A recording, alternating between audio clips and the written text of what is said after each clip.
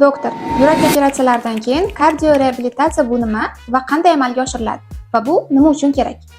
Juda ham yaxshi savol. Bu yurak operatsiyalari bu yurak davolashning eng asosiy va birinchi bosqichi hisoblanib, undan yurak operatsiyalaridan keyin 7 kunlik, 4-6 haftalik va 1 umrlik reabilitatsiyalar mavjud.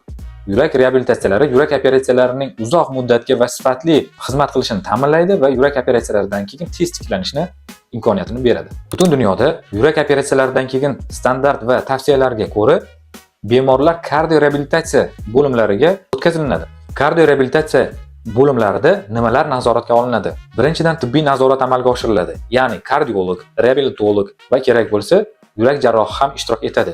Bunda bemorlarimiz muntazam elektrokardiografiya, qon tahlillari, exokardiografiya va qayta bog'lov perevaskalarida muntazam nazorat qilinadi. Ikkinchidan jismoniy reabilitatsiya. Bemorlar operatsiyadan keyin dam olmaydi, ya'ni yengil mashqlarni, mana masalan, bemorlar necha qadam qo'yish kerakligi, yurak operatsiyalaridan keyin qadam qo'yish sonini necha martagacha oshirish mumkinligi, yengil jismoniy mashqlarni bajarish mumkinligi va har bir yuklamalarning oshirilib borishi qat'iy tibbiy nazorat ostida bo'ladi. Bu esa bemorlarning umrini uzayishiga sabab bo'ladi va bemorlar qayta shifoxonaga zudlik bilan tushib qolishini oldini oladi, ekstremal holatlarni oldini oladi. Uchinchidan, o'pka nafas olish gimnastikasi hisoblanadi.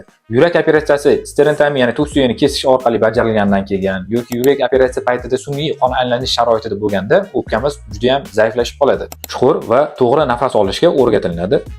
O'pkada pnevmoniya asoratlarini oldi olinadi va nafas trenajyorlari bilan bemorlar ishlanadi va asoratlar bir qancha kamayadi. To'rtinchidan, dori-darmonlarni korreksiya qilish. Tavsiyanomalarga ko'ra ichish kerak bo'lgan standart dorilar bo'lishiga qaramasdan, har bir bemorlar uchun individual yondashish kerak bo'ladi. Dorilarni qon bosimini tushirish uchun to'g'ri dozasini tanlash, sidik haydovchi dorilarni kerak bo'lgan vaqtda ichish kerak bo'ladi va qon suydiruvchi dorilarni dozasini belgilash reabilitatsiya davrida muhim ahamiyatga ega. Beshinchidan, bemorlar kurslar orqali o'qitiladi. Mana masalan, yangi yurak, klapan yoki yangi ulangan tomir bilan bemorlar qanday yashash kerakligi muhimligi va operatsiyadan keyingi dorilarni qanday qabul qilinishi kerakligi, to'g'ri ovqatlanish va jismoniy yuklamalarni qanday amalga oshirilishi kerakligi haqida o'rgatiladi va qaysi holatlarda shifokorga murojaat qilinishi kerakligi aytib o'tiladi.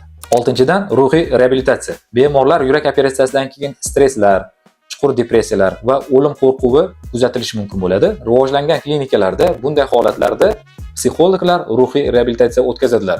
Bu esa bemorlarning tez tiklanishi va tez davo olishiga yordam beradi. Yurak operatsiyalaridan keyin kardioreabilitatsiya o'rtacha shifoxonadan chiqqandan keyin 2-4 haftani tashkil qiladi va operatsiyadan keyingi jarayonlarda bo'ladigan bo'lsa, yiliga 1 yoki 2 marta mustahkamlovchi reabilitatsiya amalga oshiriladi. Bemorlarga yurak operatsiyalaridan keyin kardioreabilitatsiya o'tkazish bu ularning qayta yurak operatsiyalariga kelishini oldini oladi, qayta infarktlar bo'lishini oldini oladi. Aziz yurtdoshlar, bundan-da foydaliroq ma'lumotlarni olish uchun mening sahifalarimga obuna bo'ling va yaqinlaringiz bilan ulashing. Salomat bo'ling.